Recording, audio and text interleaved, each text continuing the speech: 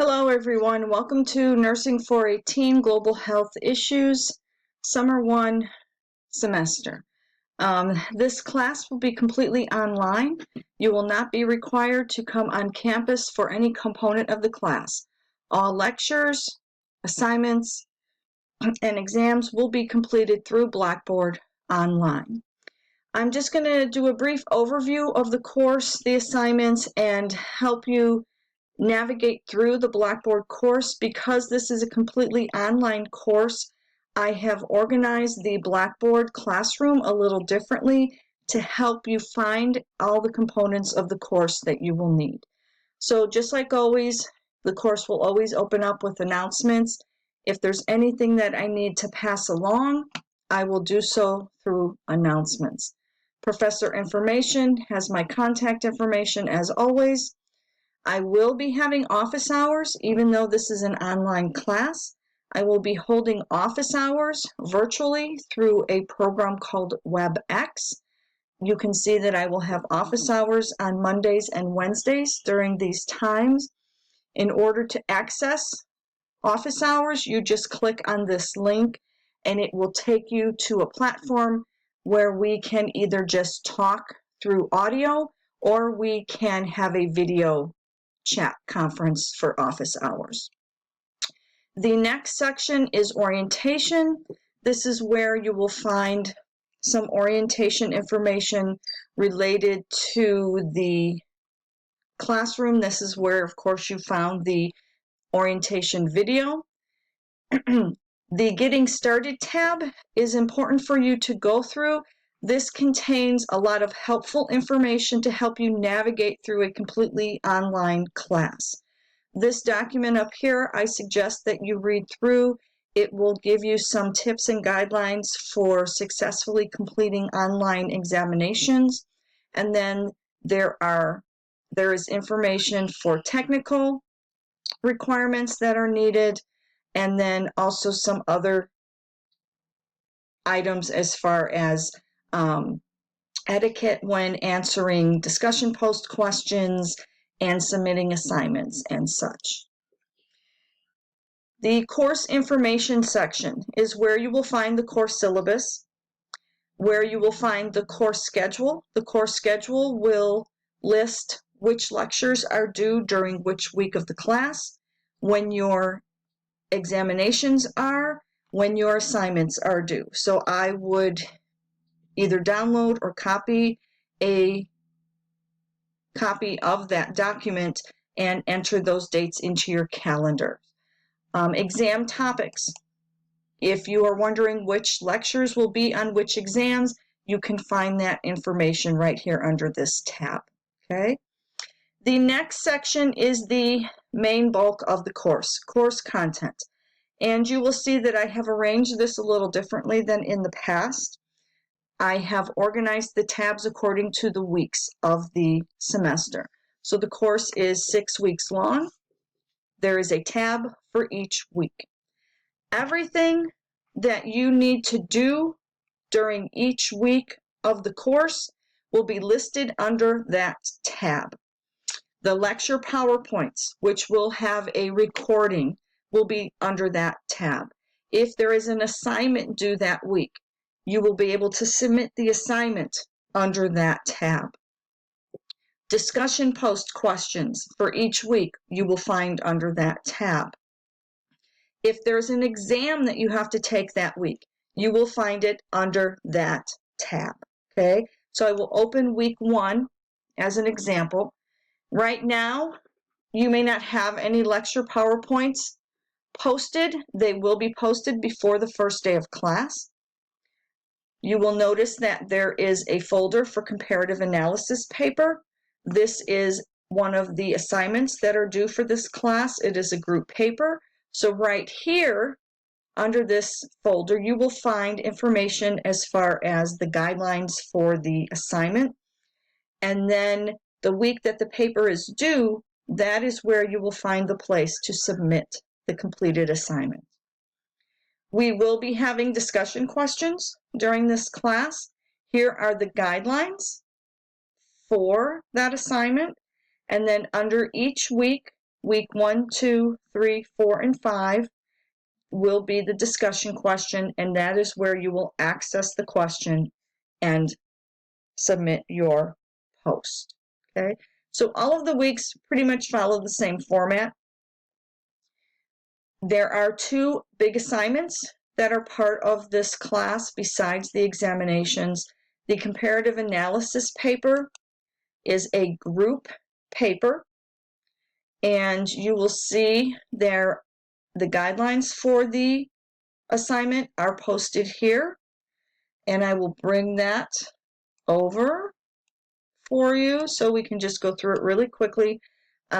This is a paper where you will compare the healthcare systems of 2 different countries. Please note that I would like you to compare a top-ranked country and a lower-ranked country. And I will post a document that has the rankings of each country's healthcare system according to the World Health Organization. This is a group project or group paper. I will randomly assign you into groups. Those are your classmates that you will work with on this paper. This paper is due in week 4 on Friday the 16th. The countries that you choose, you are allowed to choose the 2 countries that you will compare, but you cannot pick 2 countries that are on the lecture schedule. So if it is a country that I am lecturing on, you cannot choose that country. Here are the requirements as far as length. You will submit them electronically through Blackboard. The paper does have to have certain sections. This is an APA format paper, so each one of these sections must have a heading according to APA and formatted properly according to APA. There is a reflection part of the paper. This is a group reflection. So you will not each individually complete a reflection part. This is a paragraph or 2. It's usually just about a paragraph that is included in the body of the paper, and it is a reflection of how the group worked to complete the project. Also, there is a peer evaluation component to the grade. So 95 points of the grade is based on the paper. Then there's 5 points left over where each student in the group will evaluate the other group members' participation, and that will be added to each student's group grade. So each student in the group may not necessarily receive the exact same grade depending on how your group members evaluated your participation and work with the group. Okay? Here are some helpful resources that you can use to obtain information about your countries. Depending on the countries you choose, you may find a lot of information or not as much, but try these resources. They are very helpful. I will just pull over the peer evaluation form just to show you.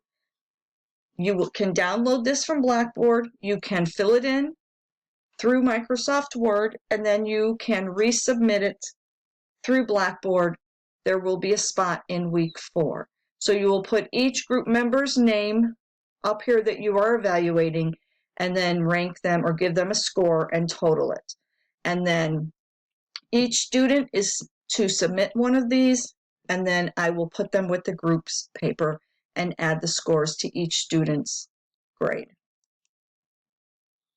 Okay, the other assignment are discussion questions. Here are the guidelines for the discussion questions. There are 5 discussion questions. There's 1 a week, week 1 through 5. They will be related to one of the lecture topics from that week. Each one is worth 20 points for a total of 100 points. Here are the dates. They are always due on a Saturday by 10 o'clock. I want you to just think about the topics and respond in a very critical and thoughtful manner, okay? I don't want just yes or no, or I don't like this, I like this. I want to know why. I want to know what your thoughts are. Now, you are only going to respond to my initial question. I am not requiring students to respond to classmates' responses. That is just too many responses to read through and grade in such a short period of time. So you will just respond to my initial question, and your grade will be based on your response to that question. Okay, let me just go to a tab so we can talk about exams. Depending on when your exams are, as I said, they will be posted under the tab for that week that they are due. Exams will be 40 questions.